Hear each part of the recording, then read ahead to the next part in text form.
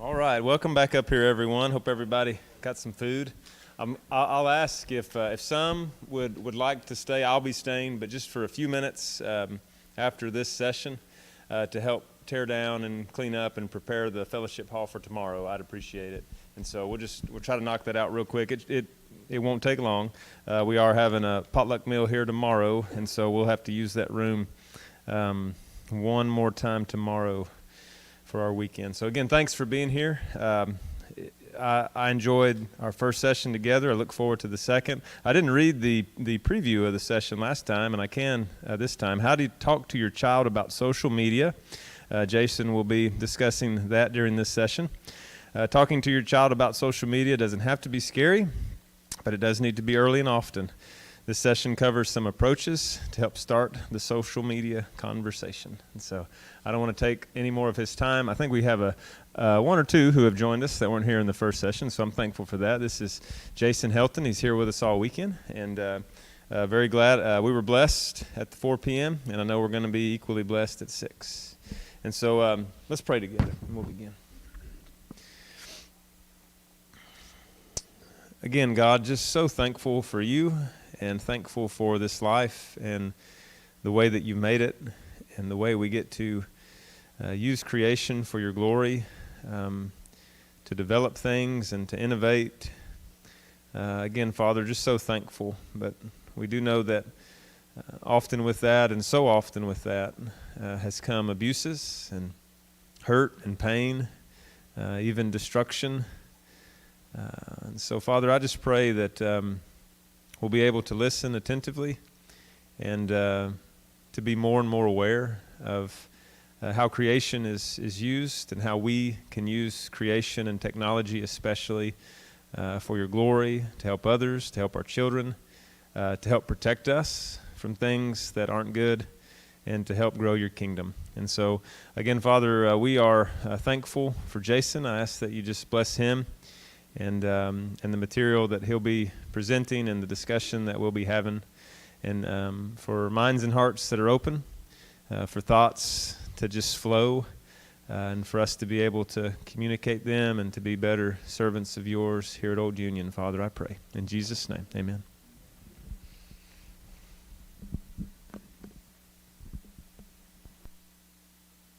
Forgot to put this on, so we're off to a similar start as last time. Great. It's working. It's working. All right. Well, this is the session where I hope to learn as much as I share. And I say that because, it's full disclosure, I have 4 kids.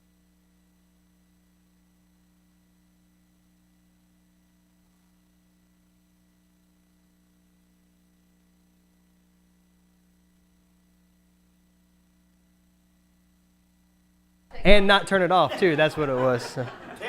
All right, if you could just stand here and hold this for me. When the music stops, we sit down. That's it. All right. Daryl, is this good? All right. I tell you, AP teachers, man. It's not your classroom. All right. So this session is about cultivating conversations. And I think I've started using that word a lot, cultivate.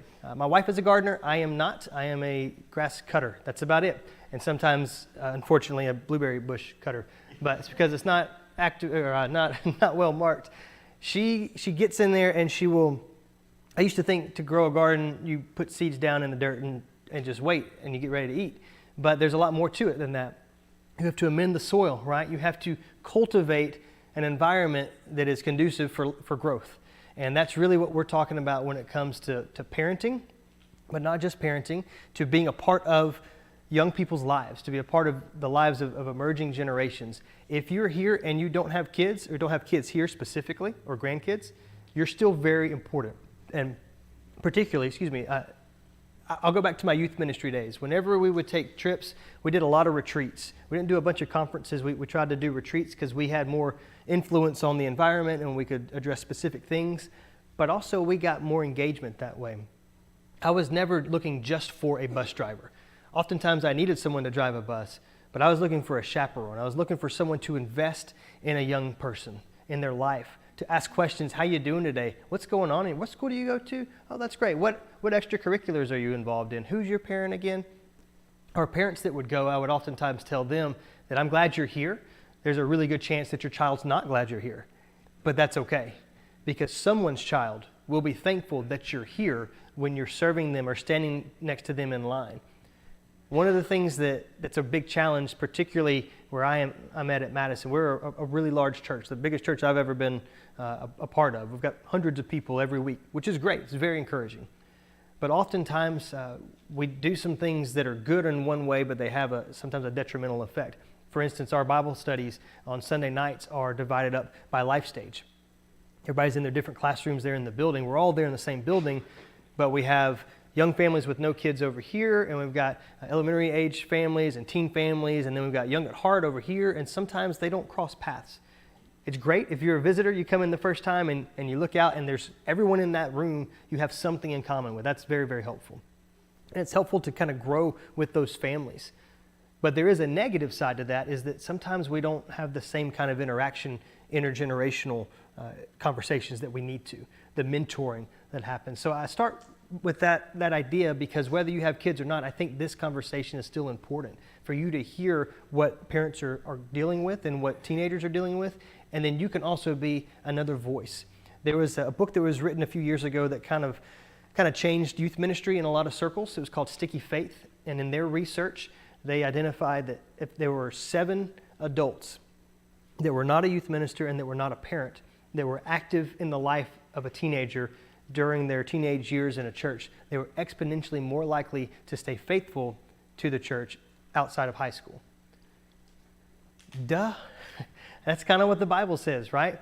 Particularly the older women taking time and mentoring the younger women. Paul was the first youth minister we have in Scripture. He spent time with Timothy, teaching him not just what to do, but how to think, right? And then giving him the opportunity to go and appoint elders and to do these things that I've taught you. Find other faithful men that go and do the same. So that's a very, very biblical model. And I think it's important for all of us to be a part of these conversations. So again, this idea is, growing up as a kid, I always heard have the talk, right? Did your parents have the talk? And that's in the survey there. Did they have a talk with you? But I think the talk about sexuality is the same as technology, that it doesn't need to be a one-time conversation. We're talking about a lifetime of conversations, and we really want a culture of conversations in our congregations as well as in our homes. Because if I'm a parent, what I tell my kid as a 4-year-old, I know is not going to be the same thing that they remember when they're 14 or when they're 24. Their understanding as a 10-year-old is different than when they're a 15-year-old.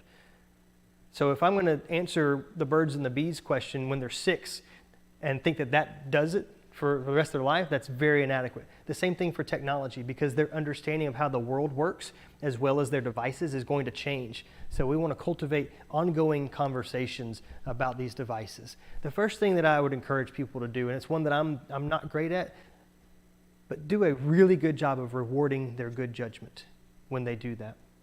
When they make a good decision in an analog situation, I'll give you an example. This was earlier this year. I don't remember how long ago, but our daughter, she's 9. Her personality is one that she is very submissive. She's an achiever, so she wants to excel, but she wants to do it within the bounds of the rules. And if anyone in class speaks without raising their hand, she's that person. Like, no, you have to raise your hand. She is very, very much within the parameters. Well, we told her that you can't get on the computer. We have the computer that's in our office, and our house is wide open floor plan, so it's all basically the same, but you can't get on the computer without permission. She had been really, really, really, really, really, really, really wanting a cat for a long time now. And I found her sitting down there one morning. She was on the computer. She was on Amazon, had about 35 different cat-related objects in our cart, so I very quickly deleted all of those and talked with her. I thought, this is one of those teachable moments that all of the people older than me have been telling me about. I said, sweetheart, you're going to lose your privilege of the computer today. Do you know why? She said, I didn't ask you first. I said, that's right. And cat stuff is not wrong. I mean, I think it is. I'm not a cat guy. But you were told not to do something, and then you did it anyway. And I'm going to tell you why this is a really big deal for later in life. It's a big deal because one day, if I give you a phone, I need to know that you have the wisdom and maturity to navigate that really powerful technology in a good way. The things that I'm teaching you right now, just the discipline of don't get on this device unless you have permission, is an exercise in developing wisdom and good judgment. And you can't always see that. I don't expect you to understand fully, but that's why this is a learning process. Computers and mobile devices are extremely powerful, and they can expose you to things that are more powerful than your body and your mind and your heart are able to receive right now. And so even though it doesn't make sense, I'm telling you, this is the part where you trust your mom and dad. And as you get older, you will start to see the totality of this picture that I'm telling you. It's kind of going back to our puzzle analogy. As a kid, you're trying to put all these pieces of the puzzle together, and you just never really see the picture on the box to know what you're putting together. Well, a part of that is faith, I feel like. And so in that, I think I was a little bit more eloquent there and tried to be really, really concise, especially with younger children. Don't have a long speech. It's what my wife tells me is the better way to do it, and she's right. But when they do something well in the analog situation, tell them, hey, you did a great job here. You know what you did great? You listened and you obeyed. So down the road, when you want an app or you want a phone or you want this or that, I know that I can trust you to do exactly what I've told you to do. And when I draw the line and say this is dangerous and this is safe, I know that you're not going to try to jump over the fence and go to dangerous. So that's really good, buddy. Keep up the good work. It doesn't result in the phone or the computer right now. But part of what especially younger children developmentally are doing is trying to understand the difference in tangible and intangible. My 9-year-old is starting to get some of these intangible things. She's starting to understand more of what the word sin is really all about. My 7 and 5-year-old are just mostly trying to mutilate each other on a regular basis. They're boys, that's what they do. But as they develop, then they'll start to get into, especially our 7-year-old, he's a little bit in between. He's starting to get some of those things, but he's also easily distracted. So it's relentless is what it is, and it's exhausting as a parent. But I guess that's what we signed up for. We have a saying in our house it's really, really philosophical. It says, you can do hard things. It's really simple, because there's a phenomenon, I don't know if it happens at your place or did, but every night right around bedtime, there's this weird thing where all of my kids' legs stop working. So they're incapable of walking up the stairs, brushing their teeth especially, and all that kind of thing. So we started saying, well, you can do hard things. I know this is hard, but you can do hard things. Right now, at the age of 5, it means you can walk upstairs, brush your teeth, and get your tail in bed, son. You're going to do that. When he's a little bit older, when that girl breaks his heart, you can do hard things, says you can get through this. A few years down the road, when they lose that job, you can do hard things, tells them, okay, we're going to get through this. And one day, maybe when they get that diagnosis from the doctor, you can do hard things means that God is still here. Because you can do hard things is really another way of saying I can do all things through Christ who strengthens me. And if I can make it bite-sized here, a little crumb here, when they're older and a mature adult, then that little crumb, that little bite size has grown into actual meat and substance. And I'm pointing them to spiritual truths all along the way, but I'm trying to do it in a way that they will accept it at this age. And then when they come back around to question again, we're just reinforcing over and over and over again. One of the mistakes I made as a parent was thinking that when I tell them what's right or wrong, that's the end of it. That's not the end of anything, right? Parenting is an ongoing process, because it's also an ongoing process in my relationship with God. God already told me that's a temptation. Stay away from it. I know, but I keep getting drawn to it over and over again. So the same kind of grace and the same kind of patience I want from God, I also have to implore upon my children and to model for them. So this is a big one. It's a good place to start. In analog situations, reinforce how it applies to digital situations. We're doing the same thing with tangible things, and then eventually showing them how this applies to them spiritually, right? This is a bad thing, not because it gives you a cut or a boo-boo. This is a bad thing because it's hurting your heart inside, and it's making you not look like Jesus. You look less like Christ and more like the world. So that's a good filter to think in terms of. When it comes to the idea of permanency, I think that this is it's a big word, but it's a big concept that our kids need to understand. If you have a tube of toothpaste, or you can do this with like a ketchup or mustard bottle, you've probably seen it before, but if you've got multiple kids, this is really good. I usually have a couple of kids illustrate. I'll give them a paper plate here and there, and then they have to squeeze as much ketchup out of the bottle or toothpaste out of the tube as they can in 10 seconds, and it's a race. And then we see who wins. Oh, that's right. Very, very good. Now we're going to have a second race. And this next race, we're going to see who can put the toothpaste back in the tube. Ready, go. And you give them 10 seconds.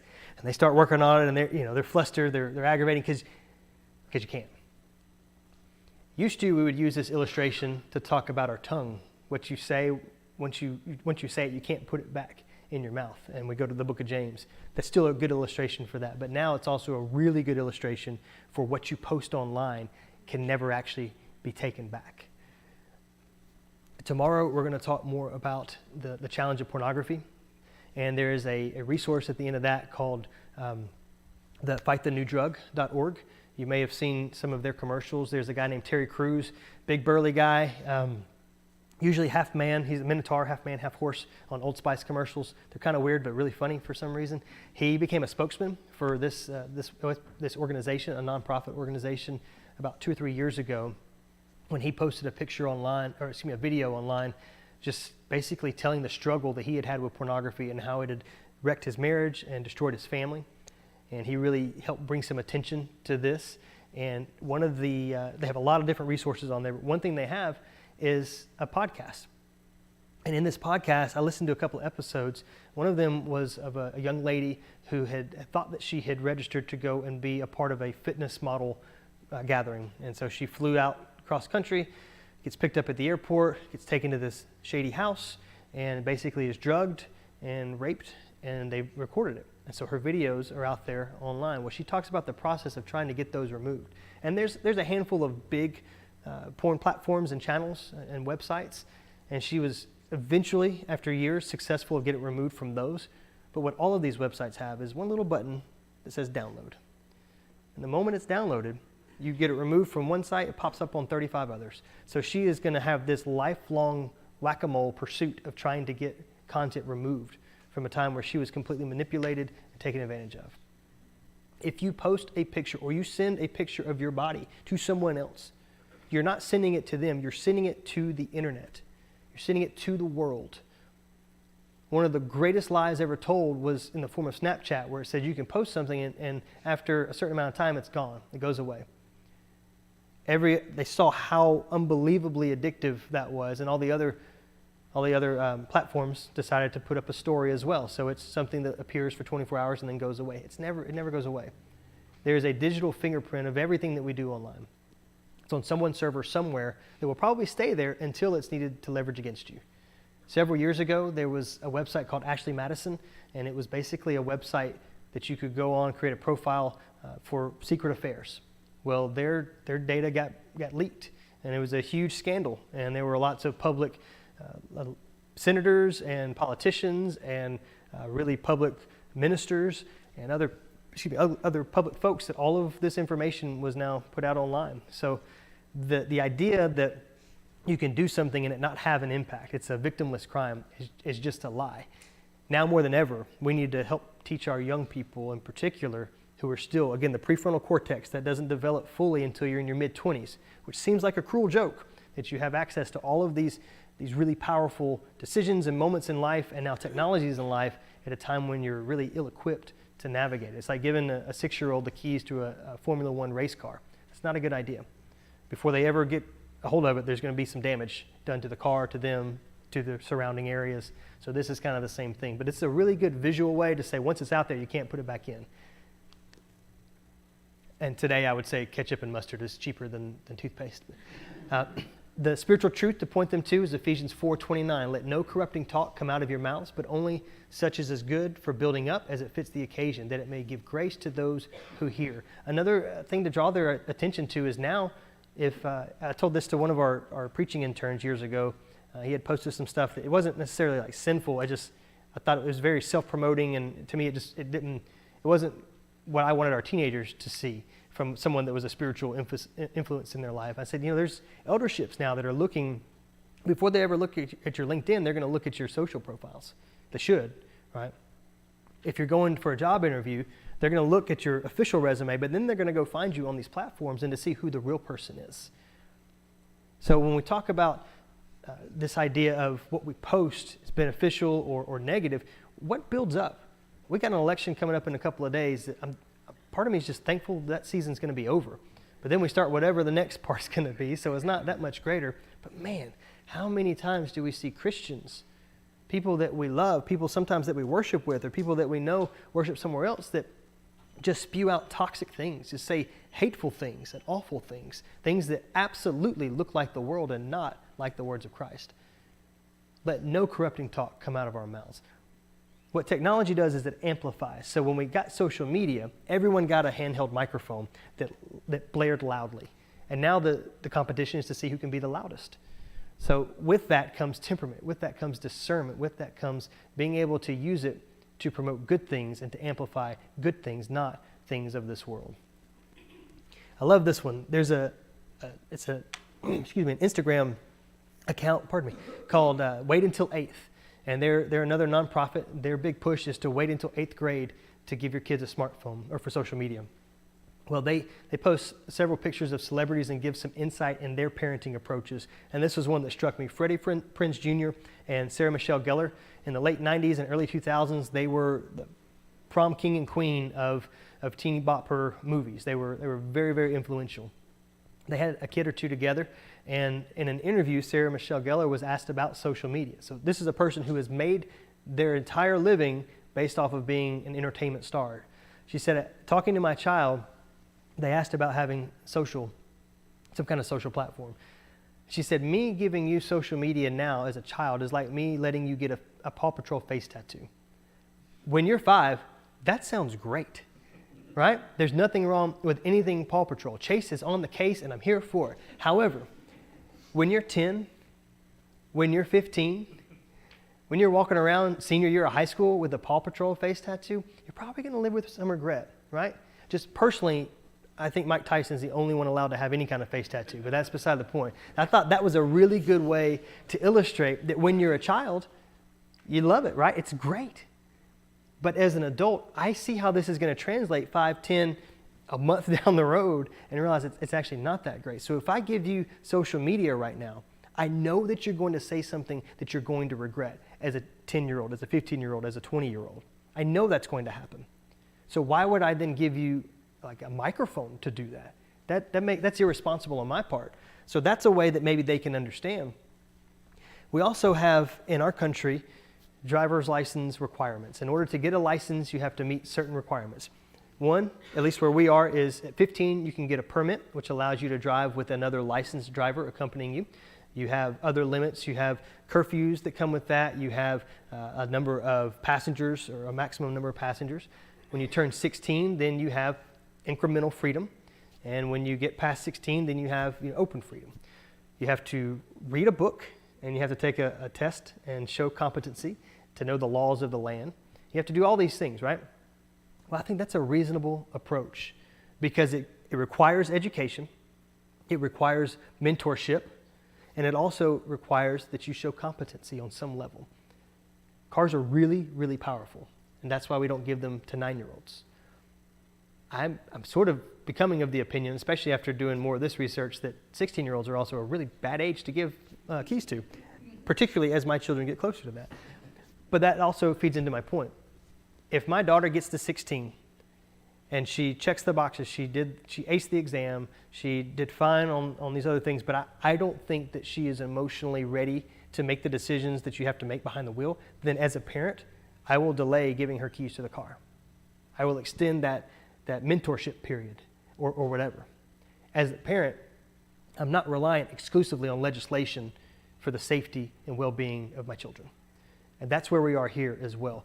I think there are some books that you could even require your kid to read that you as a parent and them as a teenager could read together. I think some of the science or some of the stats and all that we look at, particularly tomorrow, show them some of those stats and ask their opinion. What do you think about that? Do you think that you're more distracted with your devices? Do you think your friends are? Use this to engage them and to cultivate conversations. The thing about a conversation is that at least two people talk. And at least two people have to listen. A lot of times we'll get that first part, but the listening part sometimes is difficult. But as the adults in the room, we have to be better listeners. I used to think that when I became a parent, whatever I said or did was the right thing to do because I'm the parent, right? That ain't how that works. I am also learning my children.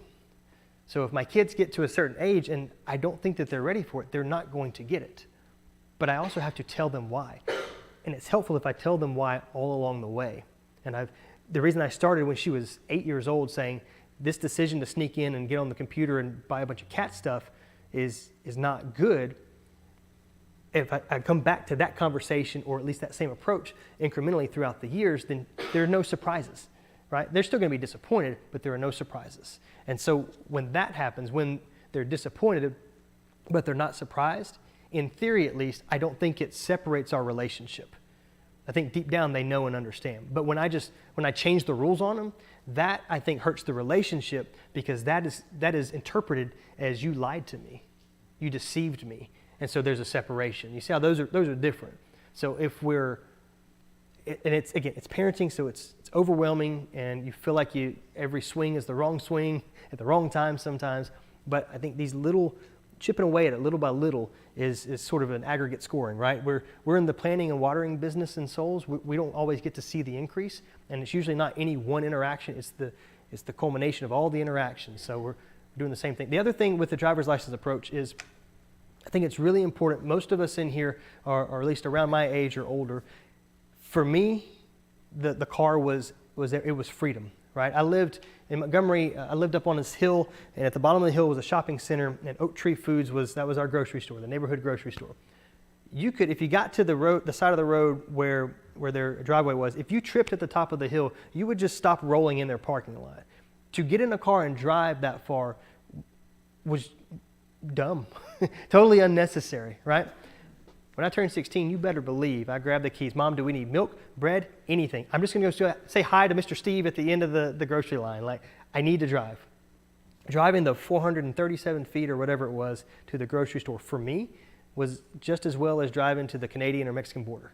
Like, it was freedom because I was driving by myself. Well, what we're seeing today is a trend where teenagers don't care about getting a license at 16. Their form of freedom is this, because this is what connects them to the outside world. Well, this is what connects them to their friends. For us, it was a car. So as a parent, when you take away this little tiny device, you think you're taking away an object or a device, but to them, you're taking away freedom. You're taking away connection. You're taking away relationships. They've cultivated relationships with their devices. And we have to understand that in how we parent and how we instruct them and teach them and try to show them that is not where the relationship is or should be. It's with people. And this, I think, is relevant because even our Surgeon General is seeing some of these things. In 2023 of last summer, he came out with this report on social media and youth mental health. One of the excerpts from that report said, children are exposed to harmful content on social media, ranging from violent and sexual content to bullying and harassment.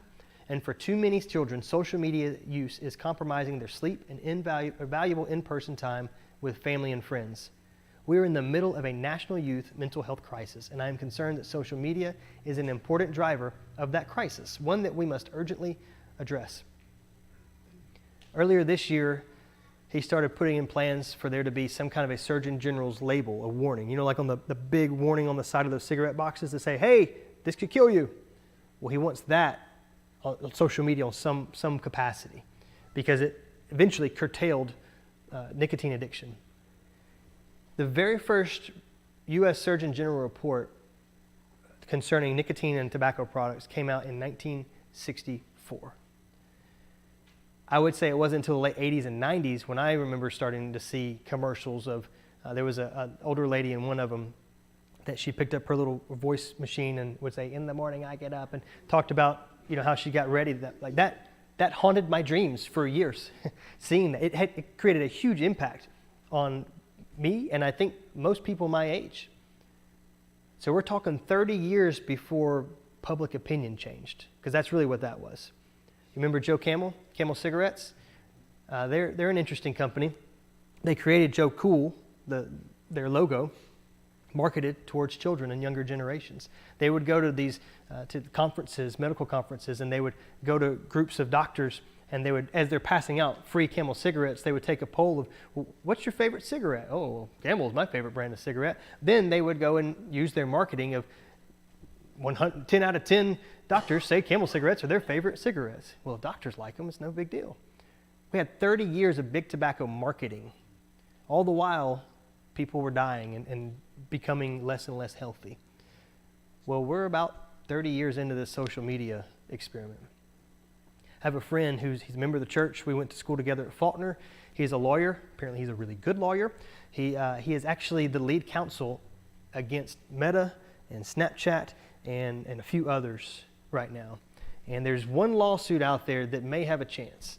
Several people have tried to sue these companies, these platforms, for the type of content, for the violent content, for the sexual content, for all the bad stuff that's on there. But they're not going to win those because that's third-party content. These companies, they just legally, constitutionally, they're not responsible for the content. But what his lawsuit is going after them is the fact that these companies had the research that said their technology was highly addictive, particularly for adolescents, and they knew that, and they hijacked it, and they did it anyway. And I think he's going to win. He has made a ton of progress. The book I referenced earlier, Jonathan Haidt, NYU professor, wrote The Anxious Generation. My friend Joseph has sat in depositions with Jonathan Haidt, knows him personally at this point. Jonathan's response when they asked to meet with him was, "Where have you guys been? I've been trying to scream this for 8 years now." So if the Surgeon General of the United States, who is not concerned with our soul or our spiritual life at all, says that these things are very, very dangerous and very, very harmful, particularly to the youngest among us, then we know that the tip of the iceberg that he's talking about goes much deeper under the water, the spiritual side of that. And we know that if we're just now talking about it on a legislature standpoint, that we know, again, we're just now talking about putting the guardrail up. Well, that's because we've had all these cars go off the edge, off the cliff for years. The sky is falling in a sense, but we are also capable of helping these kids. We're capable of showing them that there's another way of life that is good, that is better than exclusively online. It's difficult because the way we teach now is online. The way we work now is online. Trying to navigate that is nuanced, and we're not going to solve it in one weekend seminar. We're not going to solve it in any one Bible class.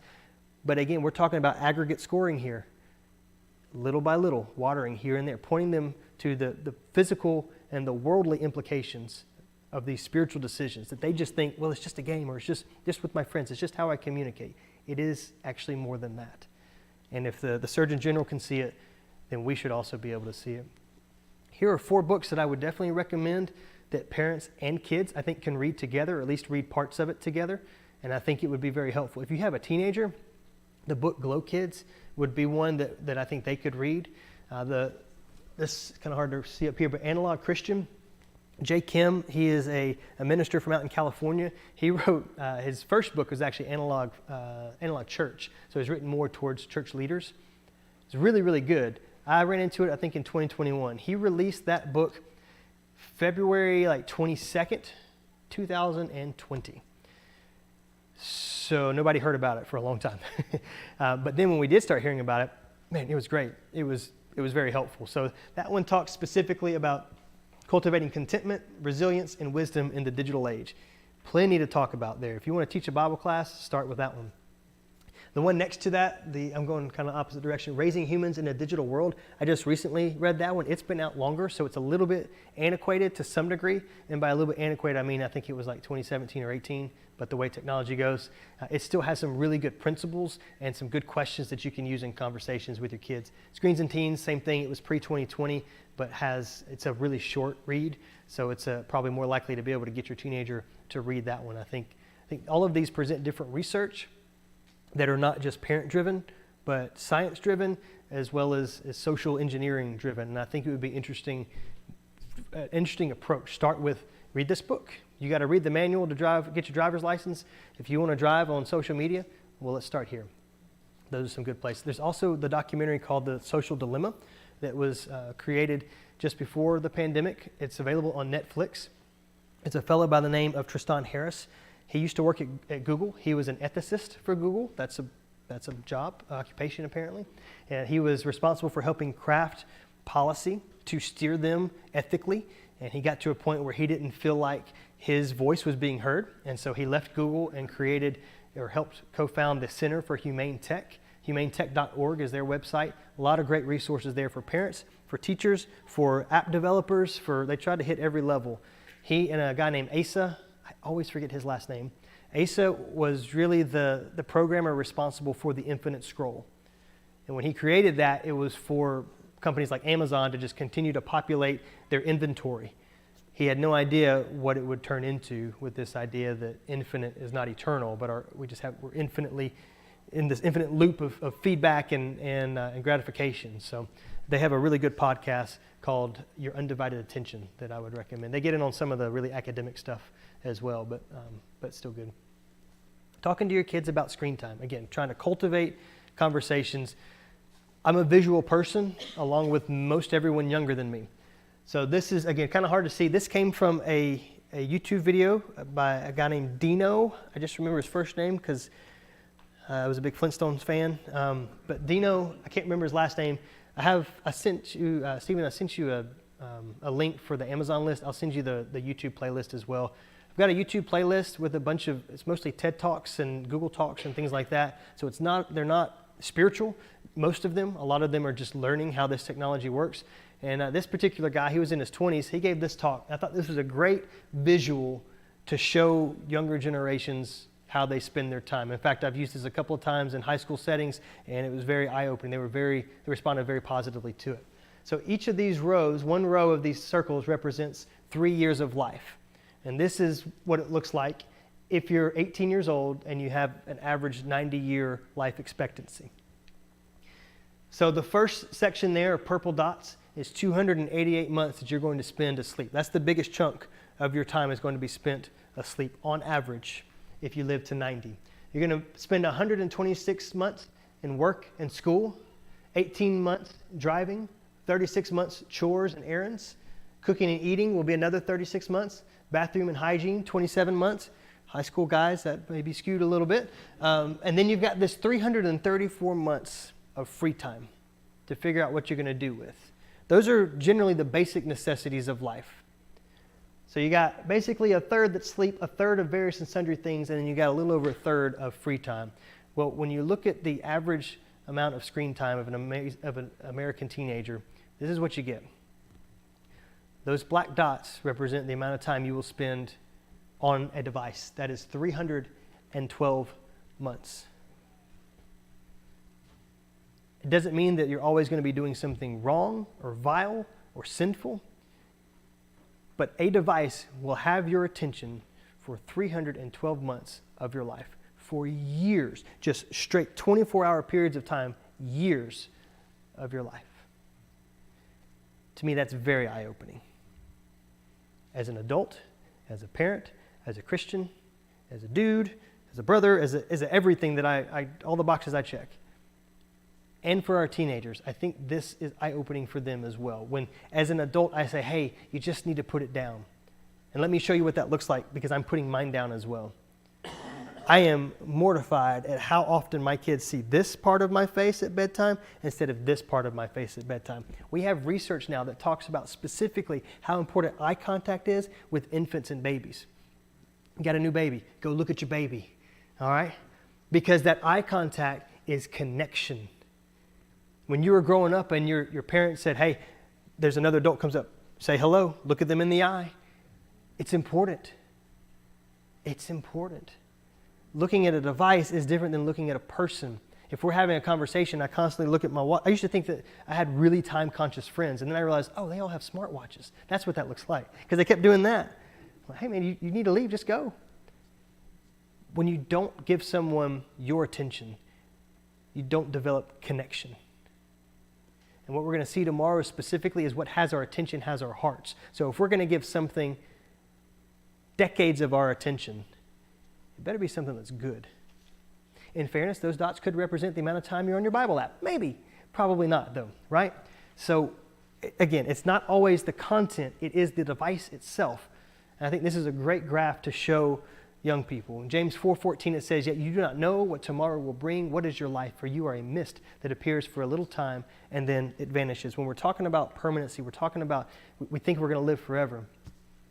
I learned that lesson, again, in just a really, really heartbreaking way last New Year's Eve. Every other week we go to my parents' house for lunch on Sundays, and then the alternating weeks we go to my in-laws' house for lunch on Sundays. This particular Sunday, New Year's Eve, was at my parents' house, and I walked up after church, and my brother was there in the doorway with this just really bizarre, strange, unsettling look on his face. My brother's a very emotionally steady person. He doesn't get worked up or down very easily. I take a lot of credit for that growing up as his younger brother. He looked at me and he said, "Aunt Lori died." Wait a minute, what? Aunt Lori is my mom's youngest sister. There's 4 of them. She's the baby. And I would have said probably the healthiest outside my mom. I said, "Oh, like, was it a car accident or something?" He said, "No, we don't actually know, but we know it's not that." Well, that didn't make any sense. She apparently had been not feeling well. They have my aunt and uncle have a house in Roswell, Georgia, and they have a farm up in North Carolina. So she was going to the farm. My uncle was staying to work there in Roswell, and he had been texting with her, and then she quit texting, and that's not uncommon. Just thought she fell asleep. Well, she did. She fell asleep on the couch, and she never woke up. She apparently had underlying medical conditions that none of us understood the severity of. Essentially, her heart, there was so much pressure and fluid on her heart that it just stopped beating. And if she had gone to the hospital that night, probably would have had a blood transfusion, but would have been perfectly fine. That's still a really difficult thing to grasp. Like, I still don't really get it. It doesn't seem real. And particularly at Thanksgiving, it will not seem real. It doesn't make sense. Sometimes life doesn't seem to make sense. We kind of have this anticipation. We have these assumptions that certain things are going to happen in the future, and sometimes they don't work out that way. And particularly the younger we are, the more we assume that to be the case. So when our teenagers and our young people assume that everything's going to be fine, it's just not always the case.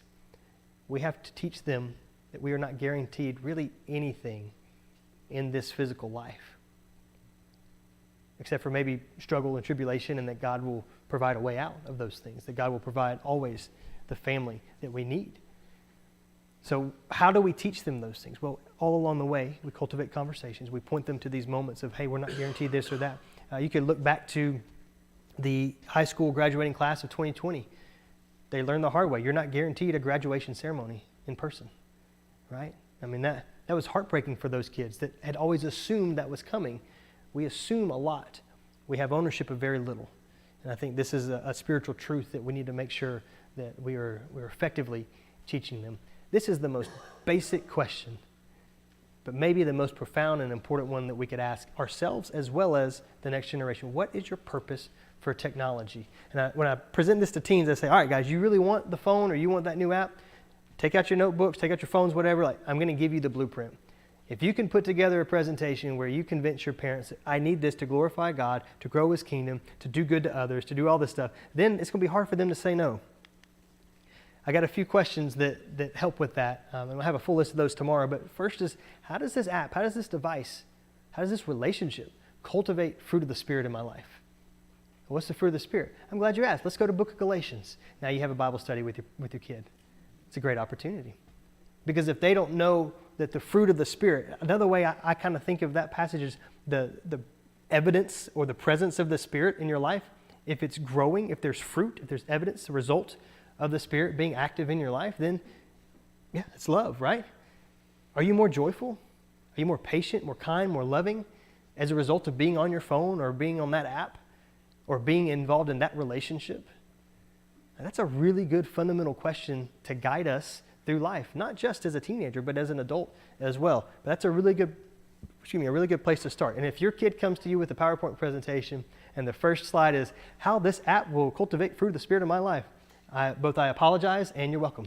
So should work out well. I don't know why the earth flew through there. That was my bad. Technology amplifies what's in our hearts, and our brains are connected to our hearts. I think this really needs to be a part of our conversations with our kids, particularly our teenagers. Technology amplifies. Jesus in Luke 5. In the New Testament, there's a moment where Jesus is he's talking. I think it's Luke. It's in Luke. He's talking with a group of people, and the crowd grows. And he sees a boat, so he steps out on the boat, and he has someone push him out there, and he gets further and further out. You know what it is? That's all right. I thought you just said. Sunday, 2 weeks in Mexico, we just studied it. Oh, there you go. Perfect. Was it Luke 5? Do like this. Yes. All right. Perfect. My new best friend. So he gets out. He uses the boat to go out a little ways so he can talk to the... Why does he do that? Because it amplifies his voice, right? He's on the water. And he used the technology of a little boat to then go and change his technique so that more people could hear him. And that's what technology does. It amplifies. So it's a great way to amplify the gospel. And I think churches should absolutely be online. They should use social media because we now get to go into, thanks to Starlink, we can go to almost any remote village or hut in Africa or in India, or we can go eastern part of Europe. We can get to Russia. We can get to Ukraine now because of technology. And we can do it really cheaply. We can take every Sunday sermon and it can go out every single day of the week. We can share it and share it and share it. So it's a great tool to amplify, but it also amplifies those things that don't need to be amplified. And this is why it's so dangerous, particularly for younger generations. I also think it's important to talk to our kids about how their bodies work, and brain plasticity is a really good place to start. I didn't really learn much about this in high school anatomy class, and I definitely didn't learn about it in Bible class, but it has a place in both. So brain plasticity is the ability for your brain to change through growth and reorganization. It's when the brain is rewired to function in the same way, but differs from how it previously functioned. It's how you learn, basically. And particularly when you're younger, your brain is... Oops, did that skip one? Nope. Okay, I must have taken a slide out. We'll just keep going back and forth, won't we? There we go. That's what it's going to do. So the prefrontal cortex, the front part of your brain, is the part that is responsible for planning, decision-making, working memory, personality, expression, moderating social behavior, controlling certain aspects of speech and language. It's really important. But it's also the last part of your brain to fully develop. And it fully develops somewhere in your mid-20s. This is a picture of the woods. If you walk through the woods once, is there any evidence that you were ever there? Not hardly. But if you walk that same path every single day, over and over again, a path begins to form. That's the way your brain works. It's like a hiking path, but like an interstate system as well.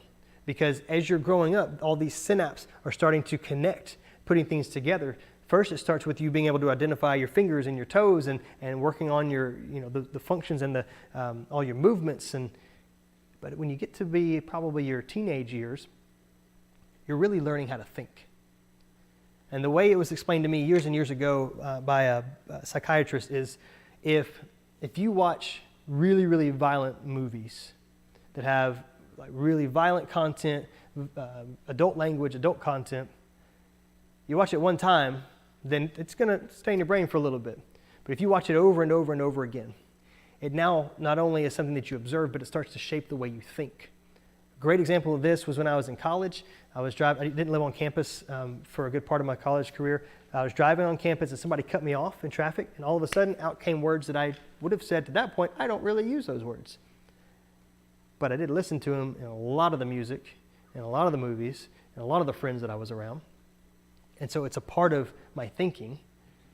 And the more, particularly with like pornography is the easy example, the more you consume sexually graphic content, the more you shape the filter through which you see other people. So a high school boy that spends 6 hours a night looking at pornography gets into the classroom the next day, the way he sees the classmates in his room are now filtered through those sexual acts. Because we train our brain how to think. Which is why it's important to listen when the Bible says, set your mind on things above, not on things of the earth, and do not be conformed to this world, but by the renewing of your mind. Do not be transformed. Do not be conformed, be transformed by the renewing of your mind. Our minds are very, very important. And again, we'll get to the real details about this tomorrow morning, but I think it's good to talk about here when it comes to talking to our kids about sex in particular. Oxytocin and vasopressin were not a part of my vocabulary until I was an adult, which I think is a tragedy. These are the two of the hormones in your brain that are most commonly associated with bonding, with affection. Oxytocin in particular. Oxytocin is more prevalent in the female brain, vasopressin in the male brain. There are 3 times in a woman's life when oxytocin is at its highest release point in the brain, and that is at sexual orgasm, that is at birth, childbirth, and that is also at nursing a child. Those are 3 moments of intense connection. the worst thing that I think we could have ever done is taught over and over again, don't do it. Don't have sex before you're married. Don't do it. Just don't do it. We focused on the action. Tomorrow we're really going to look at how Jesus used that same approach, calling out the Pharisees, because they focused on the action. In the Sermon on the Mount, not just the Pharisees, but the Jews, you have heard that it was said, do not commit adultery. Well, I'm telling you, it's a heart issue. Don't look at a woman with lust in your heart. You have heard it was said, don't do this, don't do the action, but I'm telling you, it's always been about your heart. The law was trying to point you Godward. Sex is not about an act. Pornography in particular makes it a consumer good. It makes people consumables.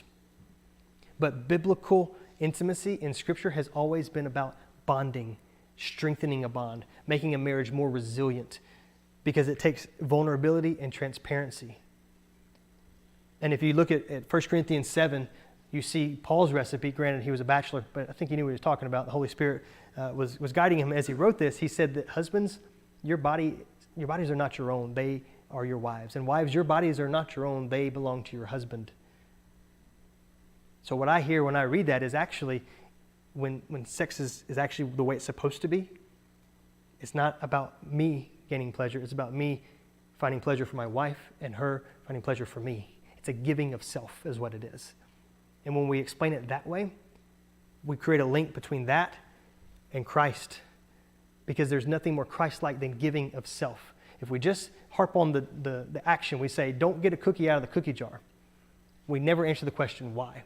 And we just pique curiosity more and more without actually giving any context to it. And when you do that, you end up right where we are. In the 90s, we used an illustration of a rose, and we said, girls, every time you give yourself to another man or to another partner, it's taking a petal off that rose, and after we pass the rose around the room, I hold it up, and we say, who wants this? That is horrifying.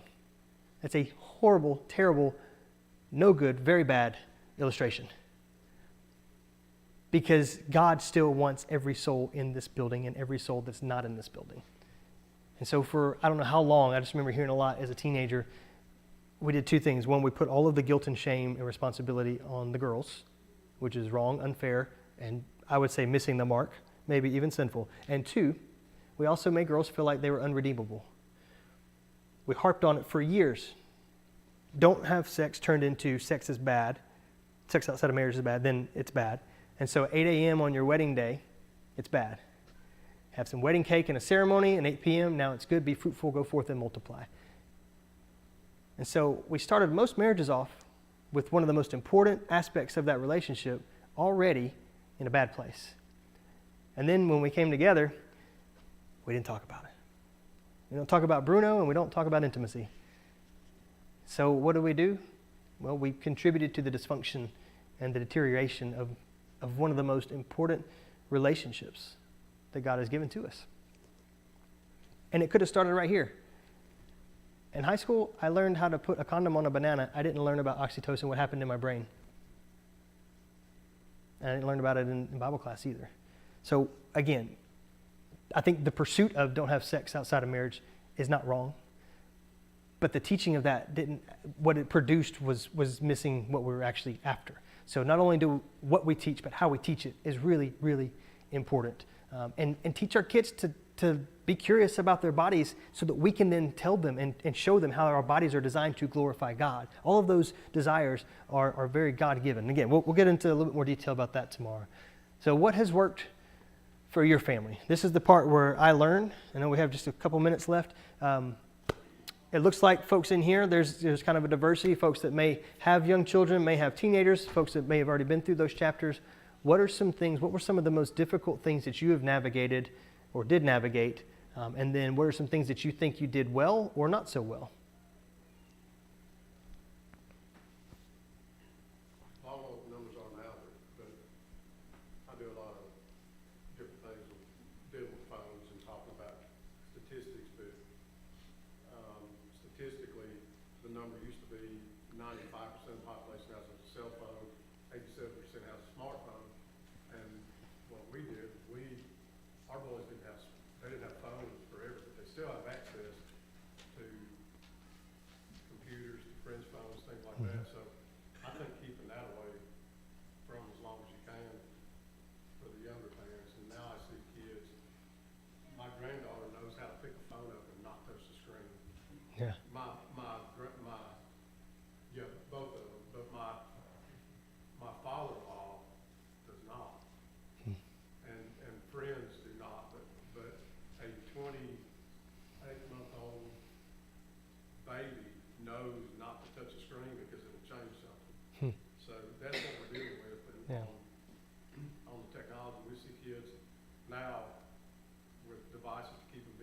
get that, but, I don't know if that's not problematic, but for us, we kept them outside and the electronics really didn't come to them for a while, Yeah. so. Yeah, one of the, I shared with somebody earlier, one of the questions that came up when I taught this class at Madison was, well, what do we do? Like this clearly, we're in a bad spot. And this was over a year ago. I said, I don't actually know how we change the whole world here, because the moment your kid gets a phone before my kid does, now there's tension between us, right? So there's something, we all have to do something. I just don't know what that baseline would be. Well, Jonathan Haidt's book outlines 4 new social norms, as he calls them, that I think they're not spiritual. In fact, he's an atheist, but he's got an entire chapter devoted to faith and how important it is. So it's really interesting read, knowing where he's coming from. One is more outside play for young children. Outside, unchaperoned play, where they learn how not just to climb the tree, but how to fall out of a tree. They learn how to regulate each other and how to deal with people that are cheating, and how to be bullied and not be, all that kind of stuff. They learn all those social dynamics by being in uncomfortable situations sometimes. We can't, as parents, try to put them in comfortable situations all the time. They have to learn how to be uncomfortable. And I think a big part of that is learning to be bored. Yes, sir. And one thing I think you need to know, when you go to the Dockies tonight, when you drive down Greenfield Lane, you're gonna go down a steep hill and come up another hill. I'm not gonna say anything about you, sir. But when you're going down through there and it'll kind of open up, it's all farmland. And when you look to the left, you see some light pollution, and you start seeing what looks like Gallatin. Mm-hmm. And then can you see it from, when you go down your road, you're gonna see what looks like the city of Gallatin, that's Meta. 1.5 miles from here is a hub server for Meta Facebook. Server farm. Gotcha. Data farms, yeah. An 800-acre campus. There you go. Good to know. That's why my connection's been so good tonight. Cool. No, this is where they're growing up, right? Our actual physical communities are changing because of that. We have a data center, but it's a little bit further out of town for us. So one of the things he said is more outside unstructured play. The other one is no cell phones in schools, no smartphones before 16. And then I think the other one was no cell phone before 13 and no smartphones before 16. I think those are reasonable. I think those are actually possible to be legislated. We're seeing, ironically enough, California, Colorado are kind of leading the way from a policy standpoint. There are a lot of schools. The Los Angeles County public school system was one of the first ones, one of the biggest, obviously, in the country, one of the first ones to adopt or start moving towards a no phones in schools policy. A lot of private schools have done these pouches where you put your devices in and those stay in your lockers, that kind of thing. So it's happening. It's gaining momentum. But it took someone that's an NYU professor who is now a part of a class action lawsuit against the largest corporations on the planet to try to get something to happen. So those are things that as Christian parents, we can easily adopt those 4 truths, those 4 principles, I think. And that's what has to happen, right? Everybody has to raise the floor together. And then from there, we figure out what's best for our family. That's always been the case for individual families, but that's at least a place to start. So thank you for sharing.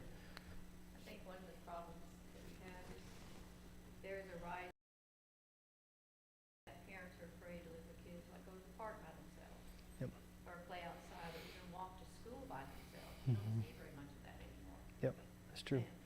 So it's not just a matter of the technology. Where we used to live, there was a nice creek, we had a canoe, there were trees to climb, and you never ever saw any kids out playing.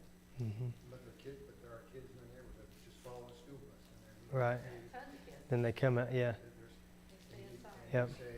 We would say constantly, who are these kids? Yep. I mean, where are they? Because on a Saturday, where I grew up, if my father would say, you go outside, find something to do, or I'll find something for you. Yeah. I was out climbing trees, doing, chasing bad guys and Indians until the streetlight came on, you had to go home. Right. For us, it was the street light or Crazy Man. We had one guy, everybody knew the Crazy Man. But that's part of it. I think now we don't know who Crazy Man is anymore. And turns out there's more in our garden hose water than we thought. And all these other things that cause parents to hesitate. And everything is online. So even as a parent, it's hard sometimes. Like, is this the right thing to do? How is this going to, there's a lot there. So it's really, really difficult, I think, and nuanced to figure out where I put my kid. That's why I think places like this are so important. The church, the actual church building may be more important now than it's ever been in the lives of young children. If it can be a place that is safe, if it can be a place where you're also surrounded by, I can't remember who we were talking to earlier about the growing up in an agrarian society. You grow up on the farm, on the family farm, you're surrounded by people that know you, that are invested in you personally. We've kind of lost, we've got a disconnect in that now. Kids are going online to answer the three most important questions of who am I, where do I belong, and what's the purpose, community, and identity. And they're going online to find answers to those things from people and algorithms that don't know them, that don't have a vested interest in them. Well, that's where the church can shine brightly, where we can be countercultural, right? The church has always been the city set upon a hill when the church is becoming who it's supposed to become, like Christ. So I think it's scary, but there's also a really, really bold opportunity for the local congregation, I think, to kind of rise to that occasion. Yes, ma'am. I just want to say, I don't think, as far as parenting goes, I've been really strict with technology in my family. Wouldn't let my kids have smartphones or anything until they were driving. Then I had to, get them something so that they could, and that's when they got smartphones. But so sometime we're in their 16th year, and but I want to say, I don't know that necessarily, yes, technology is definitely causing problems. And I have seen that. I have seen it in my own family where once they started using the phone, things changed. But I also say, my kids are in that generation where depression is like one of the biggest characteristics. And they were experiencing that at a very young age. My kids definitely have gone through depression. And I don't know how much of that is related to, it was already going on, having this technology is bringing it to light, or, I'm just really curious about all that, because I've been super strict with my kids as far as technology goes. Old school, about as old school as you can get for most of their lives. And, but yet they're still having those things you had on the list for that generation, they're still dealing with those things. Yeah. And so I just think that's really interesting. It's interesting. Me. Yeah. We're still dealing with all those things, and we're not a technology-driven Family. in a lot of ways. That is very interesting. I don't know that I have a direct, direction on that per se. I think that every generation of teenagers they struggle with a lot of things. One, their bodies are changing rapidly, and the synapse and all those kinds, like the brain stuff is happening. I don't think the mood swings, that's a part of y'all's generation too, right? It was all of us growing through those times. Before they were teenagers, my Was kids were talking about Like wanting to anxiety and die things. when they were before they were teenagers. I got you. Yeah. But this might be a little too much information, but their dad has a sex addiction, and that has been revealed through family therapy that started because his mother killed herself when he was 4 years old. Yeah. There's a lot of family trauma, Mm-hmm. and it's not just, it's generational thing. Right. Like her family, she had childhood trauma from her raising Yep. two. So I don't know how much that plays a part in it. Yeah. Yeah, I would say it all plays a whole in it, right? I mean, you learn your emotional cues from the people that raise you, whether that's a parent, whether that's another guardian of some sort. I think that's a fairly well documented deal. But every kid is different, and I think in my mind, at least with my 4 kids, the daughter is particularly different from the boys. I think she is less prone to an addictive nature than the boys will be. So we will probably, and that's the hard part, is how do you parent one kid differently from the others? Try to be consistent, but consistency sometimes is the wrong thing. I want to be consistent in principle, but not application, because it's not a one-to-one. So to your kids, I don't know what they've seen, what they've heard, what's going on in their minds. That's the hard part as a parent, is you don't really know how they're processing what you're going through at any given time, even good stuff. It's my son the other night, our 7-year-old, asked a lot of questions about hell, And ultimately we got to the point where he assumed that he was going to hell because he doesn't do things right. What have I said to give him that idea? And I go back to all these different instances. Well, maybe he took this the wrong way, or maybe handled that the wrong way. I don't know. And research, I think, is really good at giving us trends. It's giving us patterns to see. It is not great at very specific each individual child that we know. One thing that I've learned on some of these stats is that not every teenager actually experiences that. In the church's environments that I've been in, I've had several teenagers, middle schools, and high schoolers come up and say, I've seen that in other people. I don't feel that at all. And some of them are on media and some of them are not. So I think on the whole, technology is I feel strong enough to say that it's a cause of a lot of this, particularly for younger generations. But I also think it amplifies a lot of things that's already there. To your point, that it's a really stressful time. To me, middle school is the worst time period of life so far. I'm only 39, but so far it's it's way on. If you get through middle school, congrats, man. You can do life, because that's a time when all of your body is changing, everyone's body is changing, and there's comparison going on left and right. To me, that's why that particular time period, to have access to social, the comparison, all of those things, it makes less sense to me for us to amplify that period of life when everything is in flux. So I don't know if that really speaks to what you're getting at there, but I do think that's a really interesting, it's interesting to hear from teenagers, because we have adult conversations about this stuff and we take it based off of stats and stuff. It's important to make this personal. How do your kids feel about these things? I'd be curious to hear your kids' thoughts. Did they feel like they were missing out because they didn't have those things? Did that lead to some of that because FOMO's a real thing, it's for us as adults as well. So, yes, sir. Has to do with exposure to trauma, whether it be a mental or emotional trauma. Like someone that's close to them passes away or is killed, that affects different people different ways. And those traumas are very unsettling for a teenager or somebody who's just going through puberty. Their brain's still adjusting, and then you have this trauma that happens, and it further pushes them in a direction they may not need to go. I'm not a clinical anything, but it's something that I've had to live through. No, I agree. And I've had two kids who've been through the same trauma, and both of them handled it very differently. Yeah. So I was going to agree with your point. What I've observed through reading, but also just in life as a minister and as a human, is that trauma and shame and grief are a little bit like water. Water, it finds the creases, right, in your home. If your house, it finds little crevices that you didn't know existed. And that's the way those things kind of work. They can get into our hearts in ways, and they manifest themselves in ways that we don't realize it until years down the road. Perfect example was during COVID. I saw so many alpha males have breakdowns because they were no longer in control.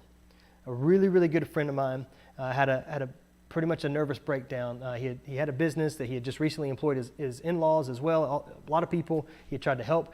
Well, it was a business where they do T-shirts, and high schools and other companies, they weren't doing anything with T-shirts. And he struggled mightily with that. And I told his wife at one point, I would not be shocked if something about this goes back to his dad. His dad walked out on their family when he was in high school. Well, he had gone to a counselor, and she said he just left, and they just talked about his dad today. I said, well, daddy issues, right? That's a common phrase. Like John Mayer was right. Daddies, be good to your daughters. There's just a lot that happens when we're kids that we don't know how to identify and really process until we're adults. And then you're an adult trying to understand what a child was thinking. So it's really difficult. And if there's one thing I could change about every human on the planet, it would be that we would all have the ability to reconcile well. Because I think if we could do that, I think a lot of the other stuff would work itself out a little bit less catastrophically. The Bible talks about, Paul says that we have a ministry of reconciliation. The essence of our relationships to God is reconciliation. He has reconciled us through Christ, as Paul writes. So when we don't reconcile well, when we're not in a home as a young child that reconciles well, or if we have a traumatic event that happens that no one knows about and they don't know how to teach us how to reconcile that, then and sometimes it's not reconciling to a person, it's reconciling events, people that you trusted that are supposed to be entrusting with your care that disappoints you in some way. Well, if you're a child, you don't know how to articulate that. As adults, we struggle to articulate that. So this is where it's the technology part, it amplifies the whole indiscriminately, right? Antibiotics wipe out all of all the microbiomes and all stuff we need, even the good stuff sometimes, to try to wipe it clean and start over. Well, sometimes you need more of a scalpel than you need just a machete to go crazy, right? And I think that's kind of where, again, my analogies are weird. They make sense in my head. They don't always come out. Hopefully some of that stuck. But technology, again, that's why this is so difficult, is because the word I use is nuance. It's because it's great. I've had some kids that were, we had some kids that were special needs, had autism, and we used Mario Kart. We got this one kid that came to youth group stuff, and everybody was a character in Mario Kart, and he worked out this whole like crazy script that we were all a part of, and it made him a part of the group. It was using a video game. It was silly. So Daryl's talked about some of his unique approaches to teaching. I won't say those online to keep you safe, but yeah, we find ways to connect, and sometimes it can be really powerful, good and bad, without us really knowing either side, how good or how bad. That's why it's difficult, and that's why I say don't throw it all out and don't embrace it all. Discernment. That's where we have to get a little bit better at identifying when we've crossed over either side. Any other thoughts or comments? I'd like to make a thought about the generational segment. In decades before, you had multi-generations that lived in the same vicinity, the same town, the same neighborhoods.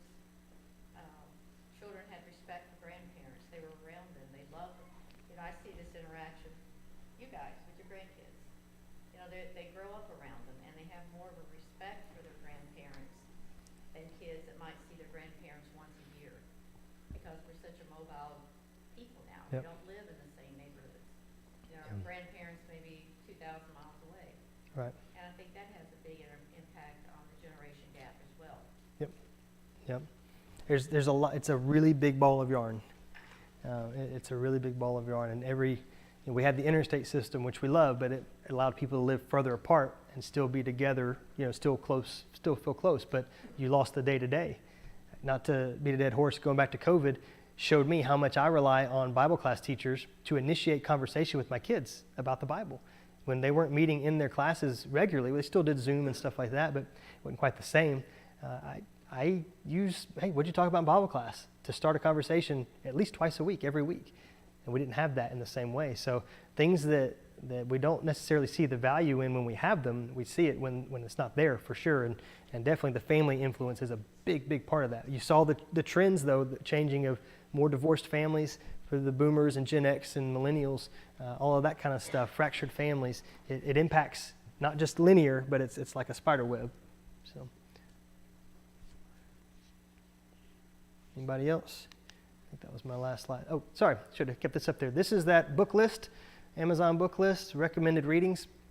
There's a bunch of books on this. My disclaimer is kind of like when I tell you, hey, the burger is really great down at so-and-so. I'm recommending the burger. I'm not necessarily recommending everything on the menu or everything on the walls or anything like that. Definitely nothing written on the bathroom stalls.